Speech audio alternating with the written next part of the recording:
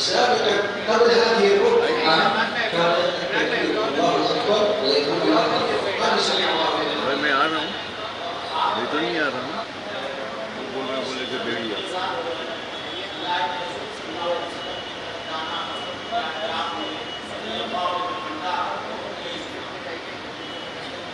Before just Allah Akbar, Allah Akbar, Allah Akbar, Allah Akbar. لكن الرسول صلى الله عليه وسلم عندما ركع سيدنا جبريل وصل إليه وقال له صاحبك يقول الحمد لله إني قد لا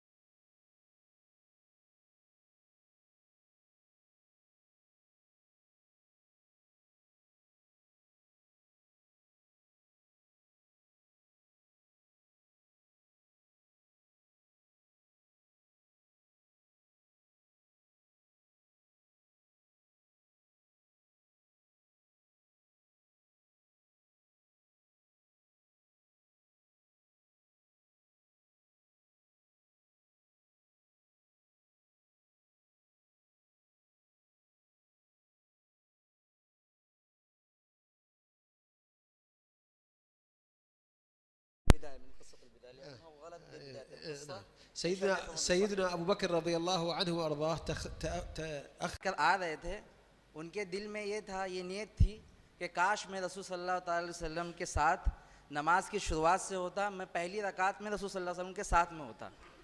ودخل था नमाज का जो तरीक़ा था पढ़ने का कि रसूल सल्लल्लाहु अलैहि वसल्लम तमाम सहाबा कराम उम्मत मुस्लिमा रुकू में जाते वक्त अल्लाह अकबर कहती थी और रुकू से उठते वक्त भी अल्लाह अकबर कहा जाता था, समी अल्लाहु लिमन हमिदा नहीं कहा जाता था। فنزل سيدنا جبريل على رسول الله في تلك الركعة وقال أبو بكر صاحبك يقول سمع الله لمن حمده، يقول قد قال الحمد لله إني قد لحقت بالصلاة مع رسول الله. فإيش الرسول قال؟ سمع الله سمع حمدك يا أبو بكر، فرسول الله سمع الله لمن حمده ربنا ولك. सल्लल्लाहु अलैहि वसल्लम भी नमाज में है तो हज़रत अबू बकर सिद्दीक़ ने क्या कहा? अल्हम्दुलिल्लाह। गौर करें यहाँ पर, हज़रत अबू बकर सिद्दीक़ ने कहा अल्हम्दुलिल्लाह। उस वक्त हज़रत जिब्रील अलैहिस्सलाम तशरीफ़ लाए और रसूल सल्लल्लाहु अलैहि वसल्लम ने इरशाद फरमाया कि आपके जो साहिब हैं हज़रत अबू बकर सिद्दीक़ रज़ियल्लाहु ताला अन्हु, वो अल्लाह तबारक व तआला की तारीफ़ बयान कर रहे हैं, अल्हम्दुलिल्लाह कह रहे हैं। तो उस वक्त रसूलुल्लाह सल्लल्लाहु अलैहि वसल्लम ने फरमाया समिअ अल्लाहु लिमन हमिदा, अल्लाह तबारक व तआला ने सुन लिया उस बंदे की तारीफ़ करना जिसने अल्लाह की तारीफ़ किया है। يعني ثم صارت هذه السنة في الصلاة سمع الله لمن حمده ربنا ولك الحمد. उस वक्त हज़रत अबू बकर सिद्दीक़ ने कहा रब्बना वलकल हम्द, ए खुदा तबारक व तआला सिर्फ तेरी ही तारीफ़ है, सिर्फ तेरी ही पाकी है। उस वक्त रसूल सल्लल्लाहु अलैहि वसल्लम ने क्या कहा? रब समिअ अल्लाहु लिमन हमिदा। और हज़रत अबू बकर सिद्दीक़ ने क्या कहा? रब्बना लकल हम्द। उसके बाद से नमाज का ये तरीक़ा हो गया। ما هذا الحب لرسول الله؟ ما هذا الحب سيدنا أبو بكر مع رسول الله؟ إيش العشق؟ ये कैसी मोहब्बत है हज़रत अबू बकर सिद्दीक़ रज़ियल्लाहु ताला अन्हु की रसूल सल्लल्लाहु ताला अलैहि वसल्लम से।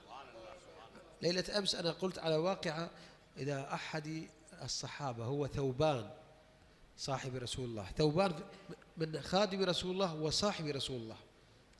कल रात में हुजूर वाला क़िबला एक किस्सा बयान कर रहे थे हज़रत सुअबान रज़ियल्लाहु ताला अन्हु को, जो रसूल सल्लल्लाहु अलैहि वसल्लम के एक सहाबी हैं। فوثبان يعني اسمه هو كان مسيحي وأسلم. वो पहले जो है दीन इस्लाम पर नहीं थे, पहले वो मसीही थे, बाद में उन्होंने इस्लाम कबूल किया। ثوبان वो सहाबी का नाम है ثوبان। فهذا كان عنده مشكلة. उनकी एक परेशानी थी, उनके पास एक तकलीफ थी। كان عندما يذهب إلى البيت يخرج المسجد يذهب إلى البيت ويعود مسرعا ينظر إلى رسول الله في المسجد ويعود إلى بيته، وبعد دقائق يعود مرة ثانية ينظر إلى رسول الله ويعود إلى بيته. فالرسول استغرب هذه الأفعال فقال تعال يا ثوبان ما الأمر؟ قال يا رسول الله أذهب إلى بيتي فأشتاق إليك فأتي لكي أراك، ثم أذهب وأشتاق إليك فأتي لأراك. إيش هالحب والشوق؟ हज़रत सुअबान रज़ियल्लाहु ताला अन्हु पहले इस्लाम नहीं लाए थे, वो पहले मसीही दीन पर थे, बाद में वो इस्लाम लेके आए।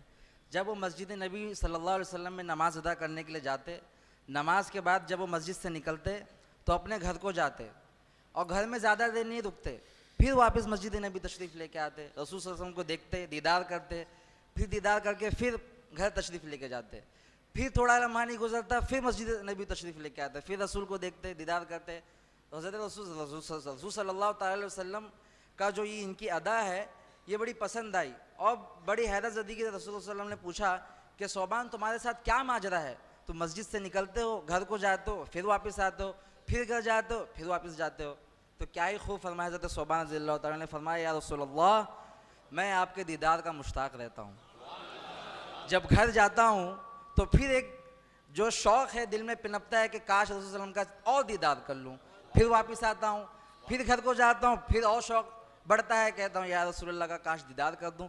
फिर मस्जिद आता हूँ, रसूल का दीदार करता हूँ। ما هذا الشوق لرسول الله. क्या ही ये शौक़ और मोहब्बत और आरफ्तगी रसूल सल्लल्लाहु अलैहि वसल्लम से। وبعد فترة افتقده رسول الله، بدأ يدخل المسجد يصلي صلاة العصر ويذهب، يصلي صلاة المغرب ويذهب، لا يعود. فالرسول افتقده 3 أيام ما موجود. लेकिन कुछ दिन बाद ऐसा हुआ कि हज़रत सौबान रज़ियल्लाहु ताला अन्हु मस्जिद में तशरीफ़ लाते नमाज़ पढ़ने के लिए, और नमाज जैसे ख़त्म होती वैसे फ़ौरन चले जाते। नमाज़ पढ़ने तशरीफ़ लेके आते, नमाज जैसे ख़त्म होती फ़ौरन चले जाते। तो रसूल सल्लल्लाहु अलैहि वसल्लम ने तलाश करना शुरू किया कि सौबान कहाँ है, मेरा वो सहाबी जो मेरे दीदार के लिए इतना तड़पता है, नमाज के फ़ौरन बाद कहाँ चले गए। रसूल सल्लल्लाहु अलैहि वसल्लम को तलाश करने लग गए। فأحس أنه فيه مرض أو أصابه سوء فأرسل الصحابة ليروا ما المشكلة. पता चला कि हज़रत सौबान रज़ियल्लाहु ताला बीमार हैं, उनको कोई मुश्किल दरपेश आई है। तो रसूल सल्लल्लाहु अलैहि वसल्लम ने अपने सहाबा को भेजा उनके पास। فوجدوه يبكي. तो सहाबा जो रसूल सल्लल्लाहु अलैहि वसल्लम के भेजे गए सहाबा थे, जब वो हज़रत सौबान रज़ियल्लाहु अन्हु के घर पे गए तो उन्होंने उन्हें पाया कि वो रो रहे थे وهنالك أثر تحت عينيه، أثر هنا. और आंखों में से आंसू निकल रहे थे। वो आंसू इतने गिरे थे कि वो आंसू ने एक रास्ता बना लिया था, यानी आंखों से आंसू गिरने के आसार जाहिर हो रहे थे। كثرة البكاء. ज़्यादा रोने की वजह से निशान बन गए थे आपके खद पर। فقالوا ما الخبر؟ قال أنا في مصيبة. सहाबा कराम ने पूछा कि क्या हुआ सौबान, तुम्हारे साथ क्या माजरा है। तो फरमाया कि मैं एक मुश्किल में हूँ। فقالوا رسول الله يطلبك في المسجد. तो सहाबा ने कहा कि चलिए रसूल सल्लल्लाहु अलैहि वसल्लम आपको मस्जिद नबी में तशरीफ़ लाने के लिए कह रहे हैं, बुला रहे हैं आपको मस्जिद नबी में। فقال رسول الله ما الذي يحزنك يا ثوبان؟ لماذا تبكي يا ثوبان؟ जैसे ही वो मस्जिद नबी में तशरीफ़ लेके आए, रसूल सल्लल्लाहु अलैहि वसल्लम ने कहा, अरे सौबान मेरे प्यारे सहाबी, क्या माजरा है तुम्हारे साथ, क्यों तुम मुश्किल में हो, क्यों रो रहे हो, क्या तकलीफ़ तुम्हें लाहिक हुई है। قال يا رسول الله. फरमाया या रसूल अल्लाह सल्लल्लाहु अलैहि वसल्लम, صلى الله عليه وسلم عندما قرأت أنك ميت ونحن ميتون وأننا سوف ندخل الجنة، هو لم يفكر بدخول الجنة، قال إننا في الجنة معك يا رسول الله، لكنك سوف تكون في مرتبة عالية في الجنة، وكيف سوف أراك في الجنة؟ الله الله. هو يبكي، لا يبكي أنه يدخل الجنة، هو داخل الجنة يفكر أنه في الجنة، ولكن يبكي كيف سوف يرى رسول الله في الجنة. कुर्बान जाइए हज़रत सौबान रज़ियल्लाहु ताला के जवाब पर। फरमाते हैं या रसूल अल्लाह सल्लल्लाहु अलैहि वसल्लम, मेरी रोने की वजह यह है रसूल सल्लम, बस इतनी सी है कि मुझे ये ज़रूर पता है कि हम जन्नत में आपके साथ ज़रूर तशरीफ़ लेके जाएंगे, लेकिन या रसूल अल्लाह मसला इतना है कि जन्नत में आप कहाँ होंगे और हम कहाँ होंगे, जन्नत में मैं आपका दीदार कर पाऊँ या नहीं कर पाऊँ, ये मुझे फ़िक्र लाहिक हो रही है रसूल अल्लाह। هو يشتاق لرسول الله في الجنة لكي يرى رسول الله. الله. दुनिया में तो रसूल के दीदार को तड़पते ही हैं, अब आखिरत के बारे में सोच रहे हैं कि आखिरत में जन्नत में रसूल का दीदार कैसे होगा। إيش هالشوق؟ क्या ही शौक़ है ये, क्या ही मोहब्बत रसूल सल्लल्लाहु अलैहि वसल्लम। فماذا حصل؟ ماذا حصل؟ أنت عارف الله سبحانه وتعالى أن السماوات 7، السماوات 7، لكن الله فوق السماوات لا نعرف أين، في الفضاء الله أعلم. الناس يقولوا الله في السماء الأولى الثانية الثالثة، لا، الله خلف السماوات ال7 أعلى من السماوات ال7. فإيش حصل؟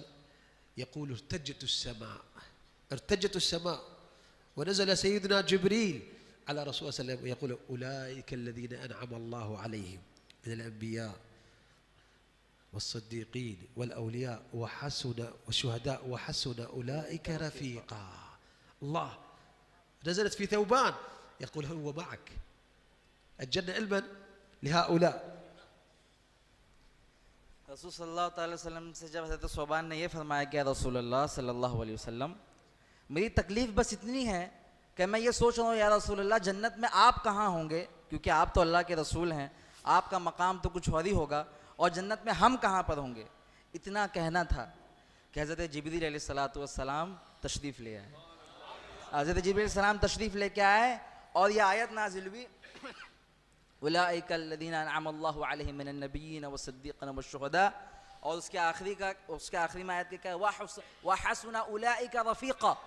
अल्लाह तबारक व तआला फरमा रहे हैं कि वो लोग जो अल्लाह तबारक व तआला के नबी के हुज़ूर सय्यदना मोहम्मद सल्लल्लाहु अलैहि वसल्लम के सच्चे सहाबा हैं, उनकी बातों पे अमल करने वाले हैं, सिद्दीक़ीन हैं, शुहदा में से हैं, क़यामत के दिन जन्नत में अल्लाह तबारक व तआला के नबी के साथ ही उनका उठना बैठना होगा, वो उनके साथी होंगे जन्नत में। वह हसुना उलाइका रफ़ीक़ा, और जन्नत में उनकी जो रिफ़क़त है, उनकी जो सोहबत है वो कितनी ही अच्छी है, मतलब वो रसूल सल्लल्लाहु अलैहि वसल्लम के साथ में होंगे।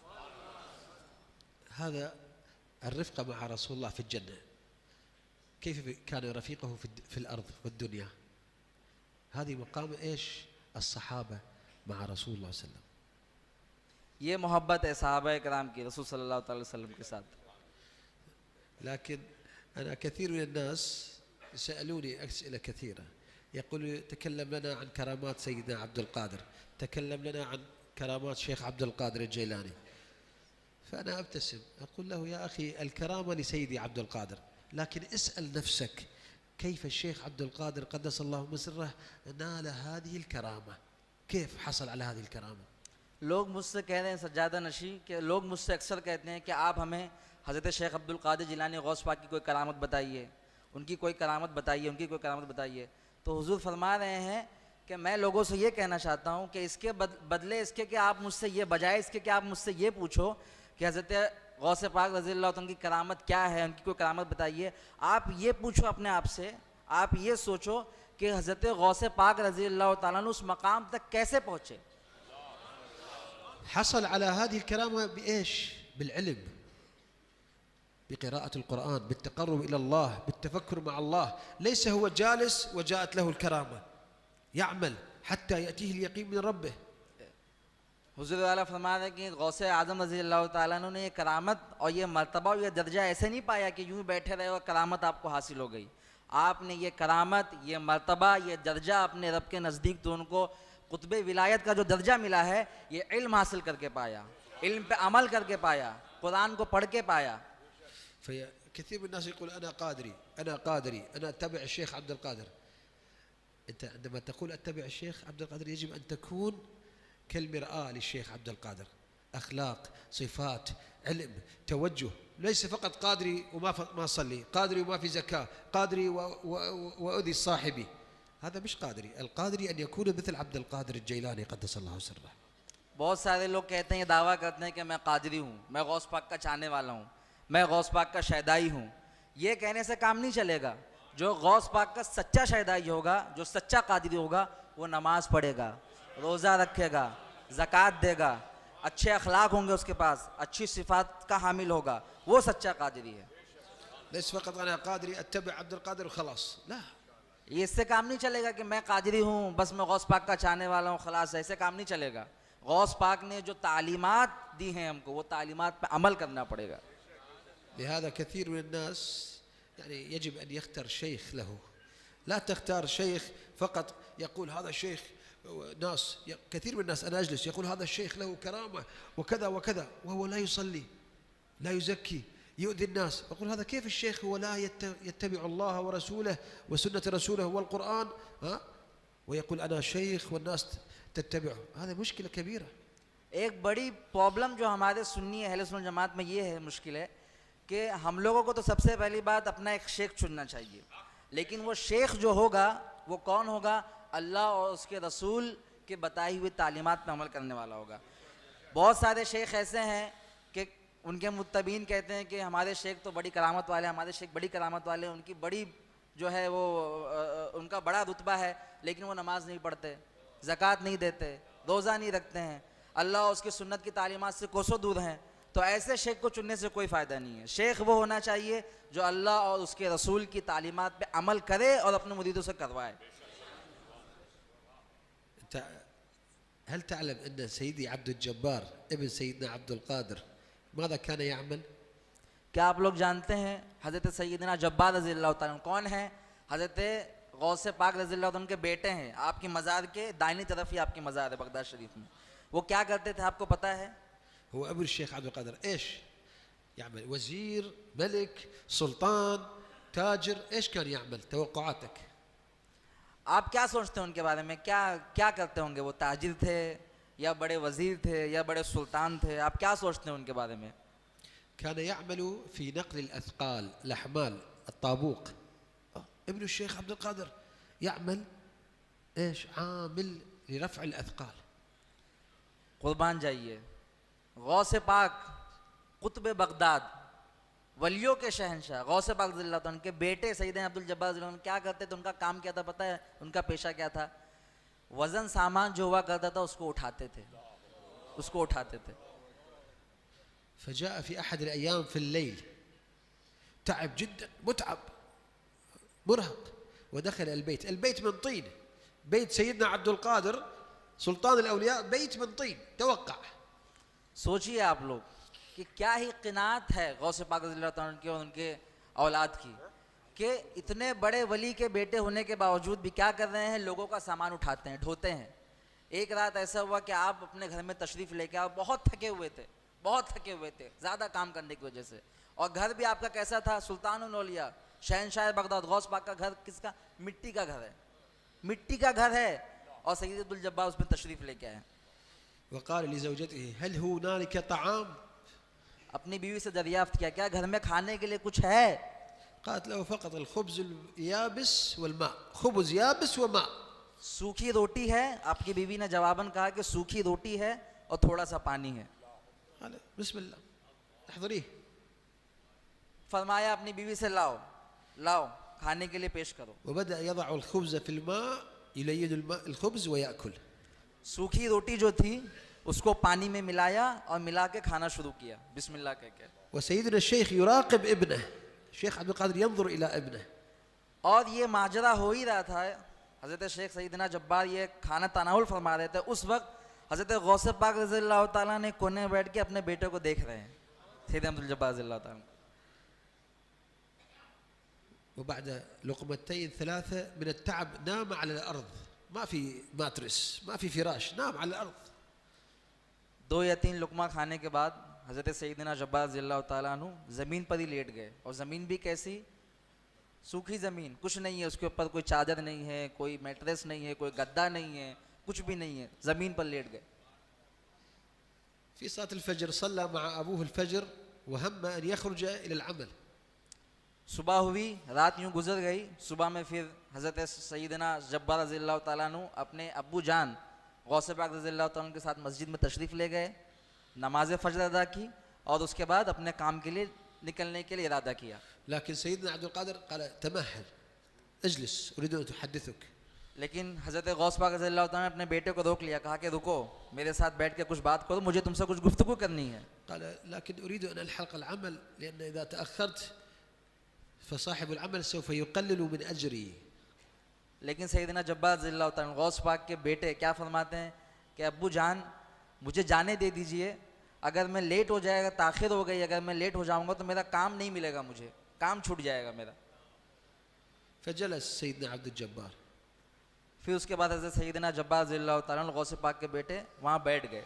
فقال له يجب أن تأكل أحسن الطعام، أطيب الطعام، يجب أن تأكل أطعم أطيب الطعام، ألذ الطعام. उसके बाद गौस पाक रज़ियल्लाहु ताला ने फरमाया अपने बेटे से सैयदना जब्बार रज़ियल्लाहु ताला के कि तुमको सबसे अच्छा खाना खाना चाहिए, ويجب أن تنام على فراش من الحرير، और तुमको रेशम के गद्दे पे सोना चाहिए, ويجب أن تسكن أكبر القصور. और तुम्हें तो बड़े बड़े महलों में रहना चाहिए। فضحك سيدنا عبد الجبار.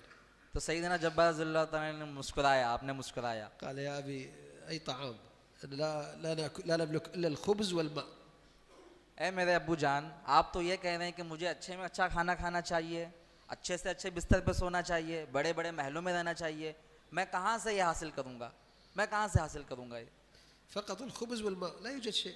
मेरे पास तो कुछ नहीं है, बस सूखी रोटी होती है, पानी होता है, मैं तो इसी से अपना गुजारा करता हूँ।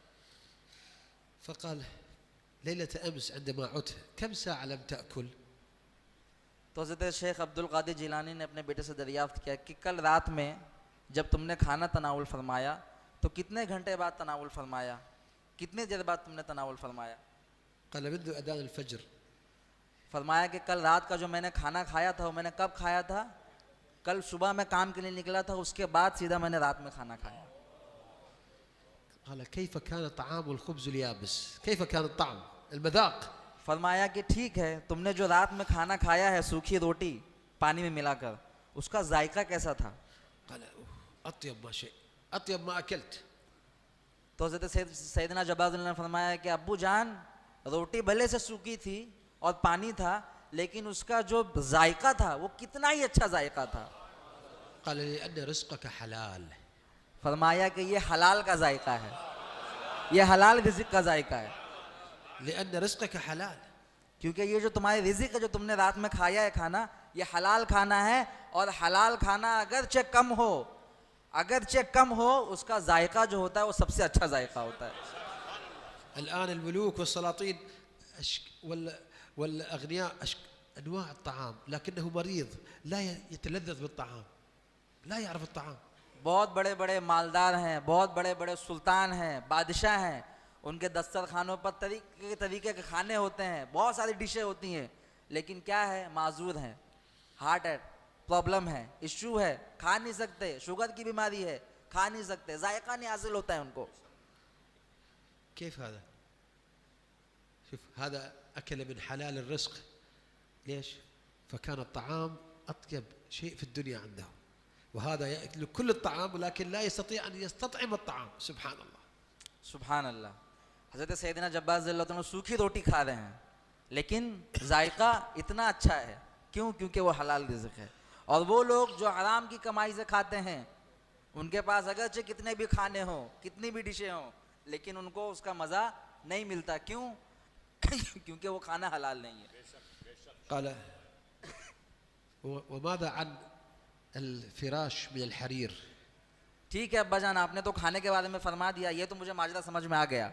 आपने फरमाया कि मेरे बेटे तुम्हें अच्छे में अच्छा खाना खाना चाहिए, तो मैंने खाना जो खाया उसका तो मसला आपने हल कर दिया। अब अब्बा जान मुझे ये बताइए कि आपने कहा कि मैं अच्छे रेशम के बिस्तरे पे सोऊं, ये कैसे मुमकिन है? قال ليلة أمس عندما جئت من عملك هل أنك راضي؟ الله راضي عن عملك ورسوله وأنت راضي عن عملك؟ قال نعم. قال كيف نمت؟ قال نمت كالملوك، لم أحس بشيء، لا بتعب ولا كذا. هل فكرت في شيء في رزق الغد، في طعام غد؟ قال لا. قال وهذا إيش؟ هذا النوم على الحرير. माशाअल्लाह। गौस पाक ने फरमाया कि मेरे बेटे, गौस पाक ने फरमाया था ना कि मेरे बेटे तुम्हें रेशम के बिस्तर पे सोना चाहिए, तो सैयदना अब्दुल जब्बार फरमाते हैं मेरे अब्बा जान ये कैसे मुमकिन है? तो फरमाया कि पूछा, दरियाफ्त किया कि कल रात में जब तुम ज़मीन पर सो गए थे, नंगी ज़मीन पर, तो बताओ तुम्हें नींद कैसी आई थी? तो सैयदना अब्दुल जब्बार फरमाते हैं, और आपने दरियाफ्त किया कि क्या तुम सोते वक्त में तुम अल्लाह उसके रसूल से राज़ी थे और अपने काम से राज़ी थे? क्या तुम्हें सोते वक्त ये फ़िक्र लाहिक हो रही थी कि कल मैं कितना कमाऊँगा, कल मैं क्या कमाऊँगा, कल मेरे पास कमाने के लिए क्या है क्या नहीं है, ये क्या तुम्हें ये फ़िक्र लाहिक हो रही थी? तुम किस तरीके से सोए, तुम्हारा सुकून था या नहीं सोने में? तो सैयदना अब्दुल जब्बार फरमाते हैं कि मेरे अब्बा जान, कल रात में जब मैं ज़मीन पर सोया तो मुझे फ़ौरन नींद आ गई, ना मुझे कल की रिज़्क़ का कोई टेंशन है, ना मुझे कोई चीज़ की फ़िक्र लाहिक है, मैं अल्लाह उसके रसूल से राज़ी हूँ, अपने काम से राज़ी हूँ। गौस पाक ने फरमाया बस यही है, बस यही है रेशम पे सोने के जैसे, यही है रेशम पे सोने के जैसे। الآن الأغنياء لا ينامون، بيت كبير وتبريد ومكيفات وطعام وسجاد وحرير وغرف كبيرة وحمامات كبيرة، لكن لا ينام، يفكر غدا الذهب صعد، الدولار نزل، عملنا السياسة، الأموال، الأولاد، لكن ما في راحة، ما في نوم. لا حول ولا قوة إلا بالله. تبنون القصور وتنسفون القبور. बहुत सारे लोग ऐसे हैं, बड़े बड़े घर उनके पास, बड़े बड़े महल हैं, बड़े बड़े घर हैं, बड़े बड़े फ्लैट हैं उनके पास में, अंदर एसी भी लगी हुई है, बिस्तर भी हैं, सोफे भी हैं, सारी चीज़ें हैं, फिर भी जब वो रात में सोते हैं तो उनको ये फिक्र लायक होती है कल मुझे इतने बजे काम पे जाना है, कल डॉलर का रेट गिर रहा है, अभी बढ़ रहा है, अभी मुझे क्या खरीदना है, कौन सी प्रॉपर्टी, कहाँ पैसा लगाना है, बहुत सारी फिक्र लाहिक हो रही हैं, हालांकि बहुत पैसा उसके पास है लेकिन फिक्र लाहिक हो रही है, सुबह उसको सुकून नहीं है।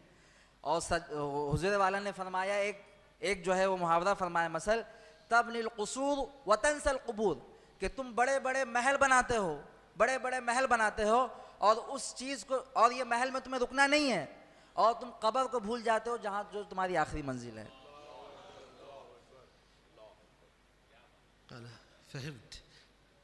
قال وكيف عن أن أسكن في أكبر القصور يا أبي يا شيخ كيف؟ अब तीसरा सवाल था, तीसरी जो बात गौसे पाक ने फरमाई थी कि पहले क्या फरमाया कि तुम्हें अच्छे में अच्छा खाना खाना चाहिए, उसका जवाब भी दे दिया गौसे पाक ने। फरमाया तुम्हें रेशम के बिस्तर पे सोना चाहिए, उसका भी जवाब दिया गौसे पाक ने।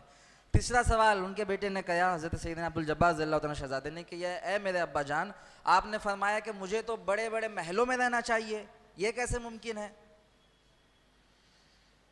فقال إن أحبك الناس، إذا أحبك الناس وحب من قلبهم وسكنت قلوبهم فتلك أكبر، ودعوا لك من قلبهم فتلك أكبر القصور في الجنة. सुभान अल्लाह। गौस पाक ने फरमाया कि ए मेरे बेटे सुन, अगर लोग तुझे चाहें, अगर लोगों के दिल में तेरी मोहब्बत हो और तेरे दिल में उनकी मोहब्बत हो और लोग तेरे लिए दुआ करें सिद्क़े दिल से, लोग तेरे लिए तेरी गैर हाजिरी में तेरे सिद्क़े दिल से अगर तेरे लिए दुआ करें, तो गौस पाक ने फरमाया कि ये जन्नत के महलों में से एक महल है। यानी लोगों की ऐसी मोहब्बत तेरे दिल में होना कि लोग तेरे लिए सिद्क़े दिल के साथ दुआ करें, ये तेरे लिए जन्नत के महलों में से एक महल है। الآن مع الكلام أنه الكرامة ليست فقط بالعلم. واحد يقول كرامة الشيخ عبد القادر، كرامة الشيخ عبد القادر إيش؟ بإيش؟ الاتصال مع الله، الحب مع الله، الحب مع رسول الله، احترام الصحابة، احترام أهل البيت، قراءة القرآن، أن يكون مع الناس، لا يقول أنا شيخ الناس تقبل يدي ويجب حماية وكذا. رجل يقول أنا أمشي مع الناس، الله سبحانه وتعالى تواضع لله يرفعك الله، من تواضع لله رفعه. الآن ما شاء الله المشايخ نسمع أسماء القطب، الهيكل، العلامة، الحبر، الفهامة، وهو صندوق فارغ ليس له علم، ولكن إيش؟ لوحة، فقط لوحة يغرر بكم. نحن نقول في اللغة العربية سكولر فور دولار، يتكلم حتى يصل إلى جيبك فقط. وقت الصدقة يقول صدقتك، وقت الزكاة زكاتك، وقت العيد تعمير المسجد، تعمير المدرسة. ولكن ترى الشيخ يركب سيارات فارهة، والفقراء يقول له أعطيني، يقول اذهب. كيف أنت شيخ؟ फरमा रहे हैं कि आज का ये अलमिया है, बहुत सारे शेख ऐसे हैं जो सिर्फ अपनी करामत की बात करते हैं, अपने नाम के आगे कुतुब, अल्लामा, फहामा और पता नहीं कितने कितने अलकाब जोड़ लेते हैं, और सिर्फ उनका काम ये होता है कि अपना जेब भरें, सिर्फ उनका काम होता है ये अपना जेब भरें।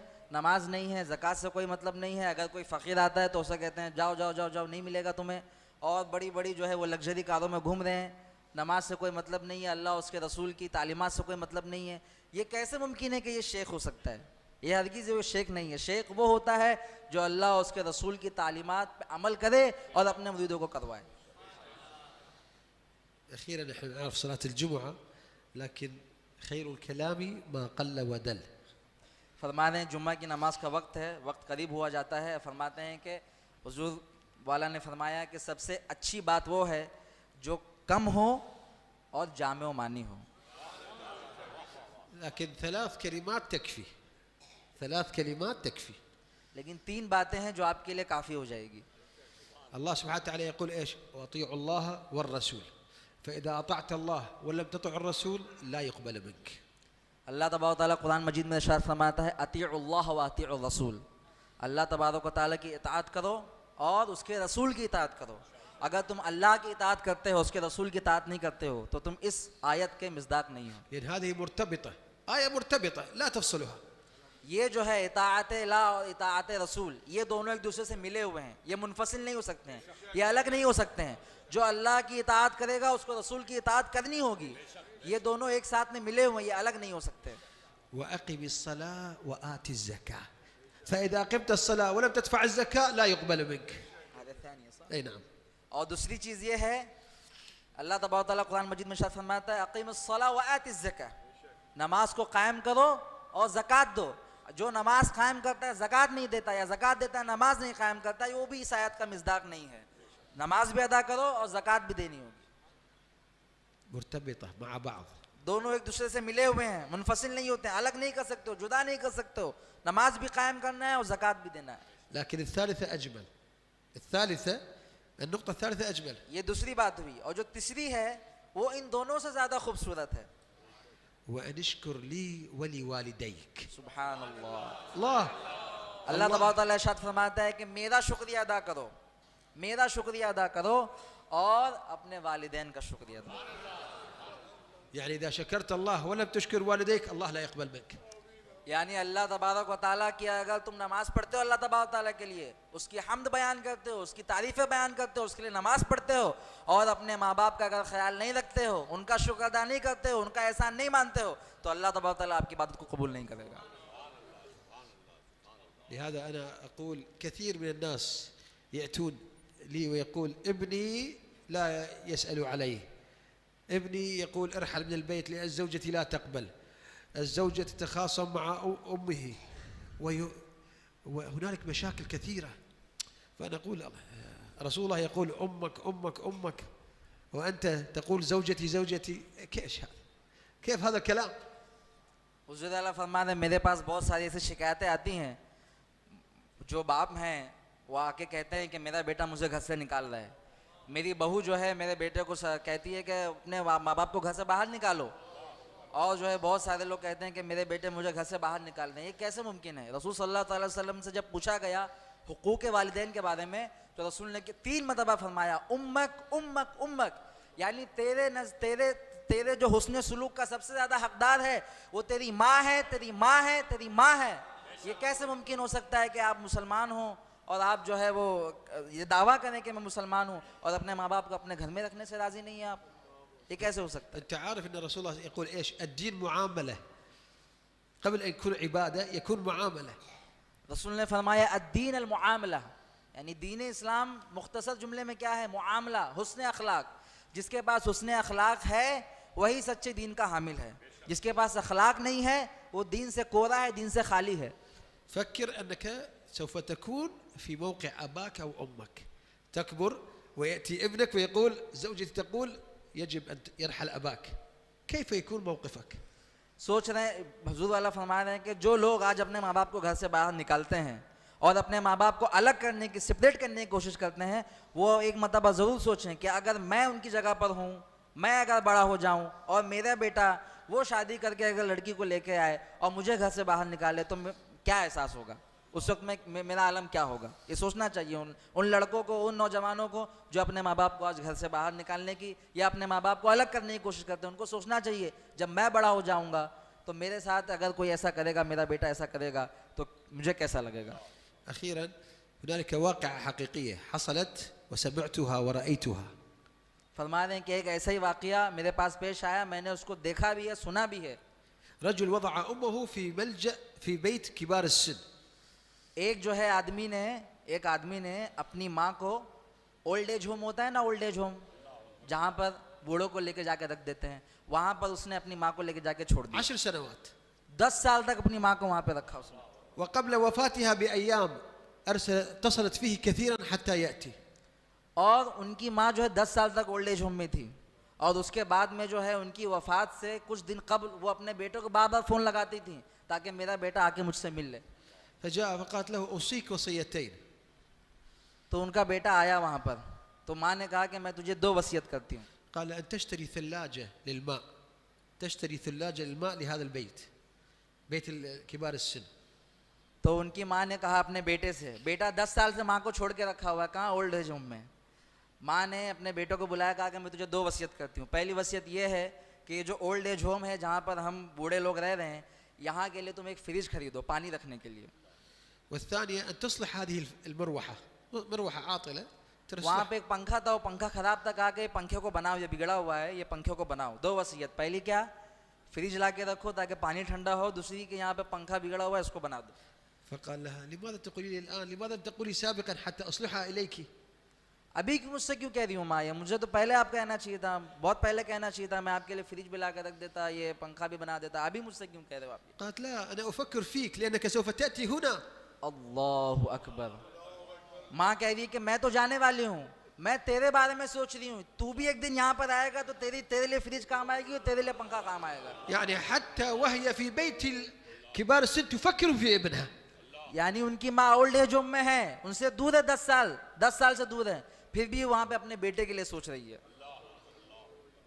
واقعة غريبة هذه الواقعة. बहुत अजीब वाक़या है ये, बहुत अजीब वाक़या। نبهني الله وإياكم من غفل الغافلين وحشرني وإياكم تحت لواء سيد المرسلين. وبعد أعوذ بالله السميع العليم إن الله أمرنا بأمر بدأ به بنفسه وثنى بملائكة قدسه وثلث بالمؤمنين من عالمي جنه وإنسه تعليما ولا وتفهيما وتعظيما لنبينا إن الله وملائكته يصلون على النبي يا أيها الذين آمنوا صلوا عليه وسلموا تسليما اللهم صل على سيدنا محمد طب القلوب ودوائها وعافية الأبدان وشفائها ونور الأبصار وضيائها. اللهم اجعل تجمعنا تجمعا مرحوما وبعده تفرقا مغفورا مرحوما ولا تدع فينا شقيا أو سائلا أو محروما يا رب الأرباب ويا مقسم الأسباب ويا هازم الأحزاب.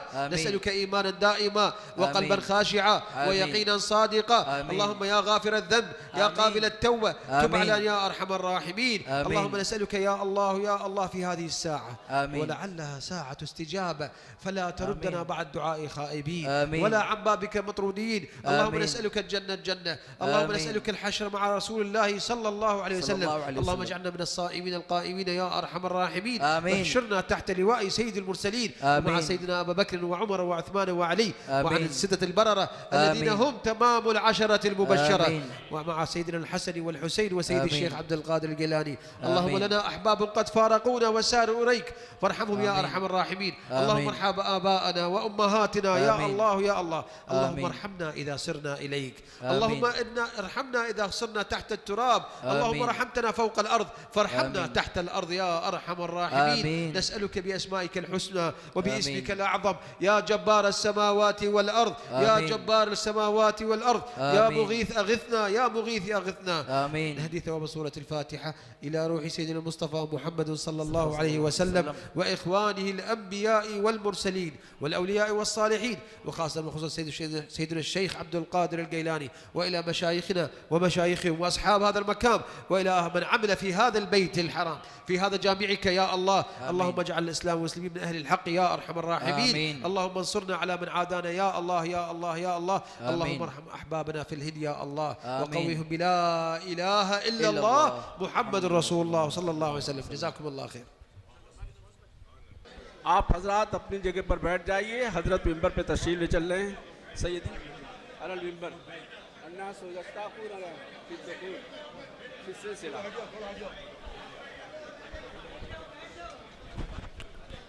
खामोशी के साथ आप हजरात बैठ जाएं। हजरत बैअत करने के लिए मिंबर पे तशरीफ ले गए। सुभान अल्लाह सुभान अल्लाह। आप हजरात खामोशी के साथ बैठ जाएं, अपनी जगह पर बैठ जाइए, शोर मत कीजिए, अपनी जगह पर बैठ जाइए। हजरत सबको दाखिले सिलसिला फरमाएंगे। बैठ जाइए, खामोशी के साथ बैठ जाइए। आप हजरात अपनी अपनी जगहों पर खामोशी के साथ बैठ जाएं और हजरत जो कलिमात तलकीन करते हैं उसको अपनी ज़बान से दोहराएं। हजरत जो पढ़ते हैं उसको आप हजरात अपनी अपनी ज़बान से पढ़ें। खामोशी के साथ बैठ जाइए, अदब और खामोशी के साथ बैठ जाइए।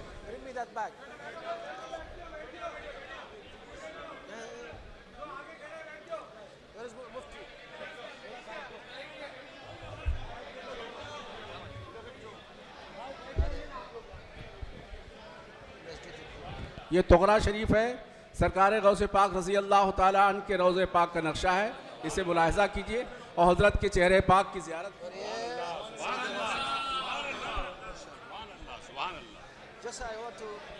और खामोशी के साथ बैठ जाएं ताकि आप लोग आसानी के साथ सिलसिले में दाखिल हो सकें। अस्सलामु अलैकुम व रहमतुल्लाहि व बरकातुहू।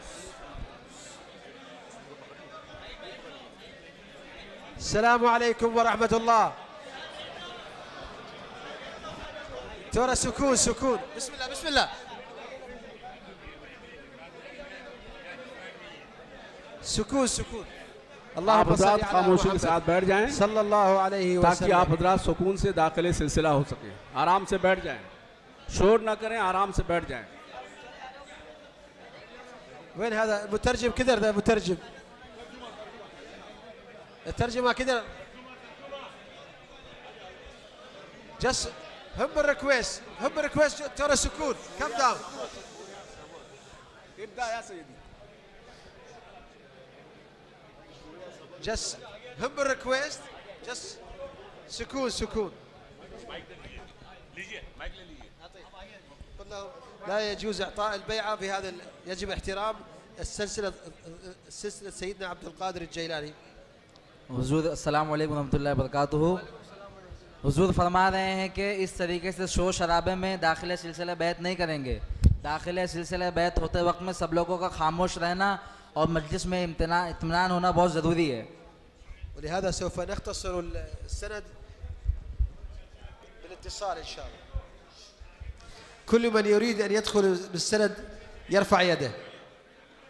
अभी हुजूर वाला जो है वो अपना सनद शरीफ जो है वो पढ़ेंगे यहाँ पर। जो जो इस सिलसिले में दाखिल होना चाहता है वो अपना हाथ उठाए, جزاكم الله خير. अपना हाथ उठाए। जो जो दाखिले सिलसिला बैत होना चाहता है वो अपना हाथ उठाए। अभी हुजूर वाला जो है वो सनद शरीफ को पढ़ेंगे आपके सामने। قولوا خلفي، رددوا خلفي. और हुजूर जो भी पढ़ेंगे आप उसको दोहराएं। जब हुजूर पढ़ लेंगे तो आप उसको अपनी जुबान से दोहराएं और हाथों को अपने बुलंद करें। وكل واحد يضع يده على كتف صاحبه. और जो लोग पीछे हैं वो लोग अपना हाथ अपने आगे वाले बंदे के कंधे पर रखें। بسم الله الرحمن الرحيم. إننا نسلك الطريقة القادرية على منهج سيدنا الشيخ عبد القادر الجيلاني قدس الله سره بالسند المتصل على يد السيد الشيخ خالد ابن السيد الشيخ عبد القادر ابن السيد الشيخ منصور ابن السيد الشيخ صفاء الدين ابن السيد الشيخ شيخ السجادة القادرية السيد عبد الرحمن نقيب أشراف بغداد يدا بيد متصلة إلى حضرة سيدنا الشيخ عبد القادر الجيلاني كما أخذ العهد بهذا السند إلى سيد الشيخ عبد القادر الجيلاني عن سيدنا أبو سعيد المبارك، سيدنا أبو الحسن الهكاري، سيدنا أبو الفرج الطرطوسي، سيدنا عبد الواحد التميمي، سيدنا أبو بكر الشبلي، سيدنا جنيد البغدادي، سيدنا سري السقطي، سيدنا معروف الكرخي بالسند المتصل إلى سيدنا علي الرضا، سيدنا موسى الكاظم، سيدنا جعفر الصادق، سيدنا محمد الباقر، سيدنا زين العابدين علي بن الحسين إلى سيد الشهداء سيدنا الحسين عليه السلام إلى سيد الأوصياء سيدنا أسد الله الغالب سيدنا علي بن أبي طالب كرم الله وجهه إلى حضرة سيدنا المصطفى محمد صلى الله عليه وسلم. وعلى هذه النية وبهذه السند بسر سورة الفاتحة. بسم الله الرحمن الرحيم. الحمد لله رب العالمين الرحمن الرحيم مالك يوم الدين إياك نعبد وإياك نستعين اهدنا الصراط المستقيم صراط الذين أنعمت عليهم غير المغضوب عليهم ولا الضالين. اللهم صل على سيدنا محمد وآل سيدنا محمد كما صليت على سيدنا إبراهيم وآل سيدنا إبراهيم في العالمين إنك حميد مجيد. على هذه النية وفي هذا السند نجيزكم بالطريقة القادرية. हुजूर वाला फरमा रहे हैं कि जो मैंने आपके सामने सिलसिला पढ़ा है ये सिलसिले से आप लोग सिलसिले कादरिया में दाखिल हो चुके हो। وسوف نعين لكم مرشد للطريقة في بومبي كما لدينا خليفة في حيدرباد الهند شبيب القادري، وإن شاء الله سوف نعين 2 أو 3 علماء من أصحاب الصلاح ليكونوا مرشدين للطريقة القادرية على منهج سيدي عبد القادر، منهج العلم وليس منهج فقط كلام. हुजूर अल्लाह फरमा रहे हैं कि अब आप लोग सिलसिले कादरिया में दाखिल हो चुके हैं। इंशाअल्लाह मैं जो है मुंबई में 2 या 3 उलमाए कराम को मुंतखब करूँगा जो आपको सिलसिले कादरिया पर जमे रहने की ताकीद फरमाएंगे और आपको इरशादात बताएंगे। ويعطيكم السند والإجازة والدرود الطريقة والعلم البسيط في كتاب فتوح الغيب والفتح الرباني والغنية لطالبي طريقة حقيقة الحق عز وجل لسيدي عبد القادر. और वो जो है वो आपको इसके बाद में जो है गौस पाक ज़िल्ला की जो किताबें हैं फतहुल गैब, फतहुर रब्बानी और गुनियत तालिब, ये तमाम किताबों की तालीम देंगे और दुरूद शरीफ और अस्कार जो सिलसिले कादिरिया के हैं वो आपको सिखाएंगे और आपको औराद और अस्कार बताएंगे. في كلمة التصوف أو الطريقة القادرية كلمة الله، معنى كلمة الله. सिलसिले कादिरिया में जो है वो ये सिखाया जाता है कि अल्लाह तबारक व तआला का जो नाम है अल्लाह, इसका क्या माना है. فهي متكونة من 3 حروف أليف لام لام ها، ولكن هي ألف لام ها. अल्लाह तबारक व तआला जो कलिमा अल्लाह है, कलिमा जलालत अल्लाह जो है, ये 3 हरफों से मिलकर बनता है, अलिफ लाम और हा. ولهذا سيدنا الشيخ يقول الله 4 حروف، إذا رفعت الألف أصبحت لله، إذا رفعت اللام له، إذا رفعت اللام الآخرة هو الله، فهذه الكلمة هي الله سبحانه وتعالى. हुज़ूर अल्लाह फरमा रहे हैं कि अल्लाह तबारक व तआला के नाम में, अल्लाह में 3 कलिमा हैं. अगर अल्लाह तबारक व तआला का नाम लिया गया और अलिफ पढ़ा गया तो मतलब आप अल्लाह तबारक व तआला लिल्लाह, आप अल्लाह तबारक व तआला के लिए हो गए. ورفعنا اللام الثانية له، और जब आप लाम पढ़ेंगे, अल्लाह का लाम पढ़ेंगे तो आप अल्लाह तबारक व तआला के लिए हो गए. والحرف الهاء إذا رفعت اللام الثانية هو الله. जब आप हु पढ़ेंगे तो आप ये इरादा करें कि अल्लाह तबारक व तआला की ज़ात. ولهذا الله يقول في سورة آية الكرسي الله لا إله إلا هو इसीलिए आयतुल कुर्सी में कहते हैं अल्लाह ला इलाहा इल्ला हु.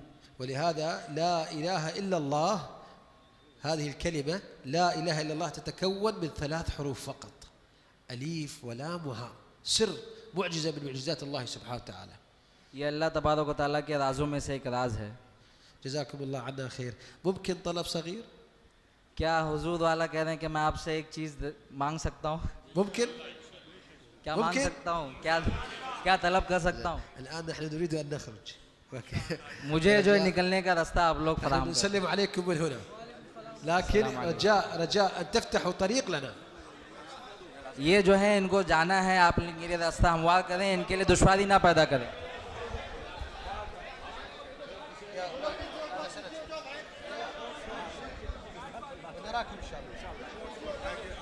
السلام عليكم.